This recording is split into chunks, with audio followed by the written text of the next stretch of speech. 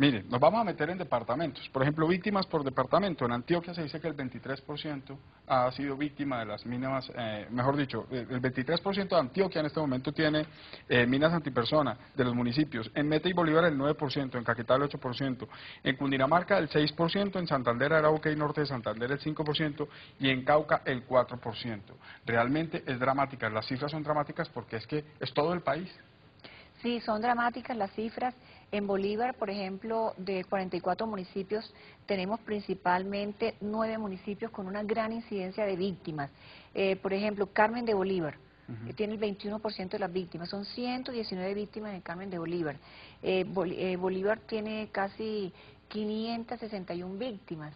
Y de esas 561 víctimas, son fatales, o sea, 27 muertes de civiles y 57 muertes de militares. Y como lo decíamos anteriormente, afectados por los accidentes que mutilan y que le causan un trauma de por vida muchísimos niños. De allí la importancia de que se siga insistiendo en la educación. Nosotros, con relación a lo que decía el padre Cuenca hace poco, ¿dónde está la responsabilidad civil? La responsabilidad civil precisamente está en desarrollar y apalancar y apoyar una política social. Todos podemos hacer política y la política social es una responsabilidad de todos los colombianos. Sí, yo también haría una invitación a la sociedad civil desde esta oportunidad que ustedes me brindan y es que conozcan la legislación. Mire, el Congreso de Colombia, nosotros hemos aprobado la Ley 418 del 97, la Ley 548 del 99, la Ley 782 del 2002. Allí el Congreso de Colombia ha plasmado unas políticas de defensa y de derechos de las víctimas, porque es muy importante que en un país que ha sufrido este flagelo durante tanto tiempo, porque recordemos que es algo que tenemos heredado más de 40 años en conflicto, entonces tenemos muchas víctimas. Esas víctimas de la violencia política, esas víctimas de la violencia como se ha vivido en Colombia, tienen unos apoyos importantísimos del Gobierno Nacional a través de políticas públicas que el Congreso aprueba, el Congreso autoriza que se ejecuten y son ejecutadas por el Gobierno Nacional. Por ejemplo, para el caso concreto de las minas antipersonas, el Gobierno, a través del Ministerio de Protección Social, atiende todo lo que son los subsidios, indemnizaciones y los servicios. Todos los hospitales del país están obligados a atender a las víctimas de este tipo de violencia y los recursos se les restituyen, se les pagan a través del FOSIGA, que es el Fondo de Solidaridad que maneja el Ministerio de Protección Social, pero también a través de la red de solidaridad donde está Acción Social, que llamamos ahora, que ha unificado lo que era cooperación internacional y todos los programas de acción social, se atiende a las víctimas. El padre Cuenca me preguntaba si hay recursos. Claro que hay recursos y a través de la cooperación internacional se canalizan contrapartidas de gobiernos extranjeros que apoyan estos programas productivos, que apoyan los programas de ayuda a las víctimas, que apoyan los programas de desminado humanitario, y la Iglesia también puede proponer proyectos a través de las gobernaciones, concretamente la gobernación de Sucre y la gobernación de Bolívar. En el caso de la costa están adelantando programas que requieren el componente presupuestal que nos encargamos nosotros de aprobarlo en el Congreso, el componente internacional para canalizar las ayudas internacionales, pero lo más importante, el componente ese que casi nunca se cuantifica, que es la capacidad que tienen los profesionales que pueden destinarle unas horas de su tiempo a prestarle un servicio social a los colombianos que más lo necesitan. Por eso, por ejemplo, Senadora, la espéreme, asistencia humanitaria... le voy a interrumpir Sí. un momentico porque es que a nosotros nos llaman mucho del sur de Bolívar. Y sabemos que Montes de María y el sur de Bolívar tienen este problema fuerte de las minas antipersona. Entonces, la idea aquí sería decirle a la gente, yo quiero recalcar, usted es víctima, usted puede ir y ser atendido prioritariamente. O sea, eso es lo que queremos decir, en salud usted es atendido prioritariamente. Obligatoriamente cualquier centro asistencial tiene que prestarle la atención debida y a su vez la factura al Gobierno Nacional que la paga a través del FOSIGA. Por ejemplo, la asistencia médica tiene toda la atención inmediata, ¿verdad? La rehabilitación física y psicológica también se les brinda. La asistencia humanitaria está fijado, por ejemplo, en 42 salarios mínimos mensuales vigentes del año en que ocurrió el accidente. O sea, esto no prescribe. Si hay una persona que nos está viendo y que no ha tenido el acceso a estos recursos, puede reclamarlos, que se dirija a la alcaldía, allí le van a dar la información, que se dirija a la vicepresidencia de la República, allí le van a dar la información a través del Observatorio de Minas Antipersonas. Por ejemplo, si hay muertes, si lamentablemente ocurre la muerte, hay una ayuda también de 42 salarios mínimos que las familias de la víctima pueden reclamar. Para transportar a la víctima hasta el centro asistencial también hay.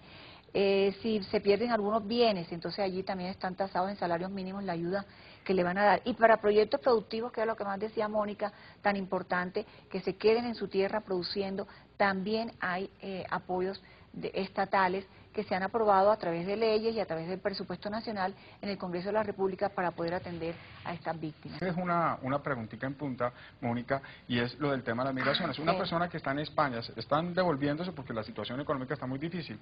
¿El gobierno ya tiene políticas para recibir a todas estas personas que se fueron a buscar un mejor futuro? Que no sea necesariamente llegar a la costa, ¿no? Exactamente. Bueno, desde la Comisión Accidental de Migraciones tuvimos un logro muy grande.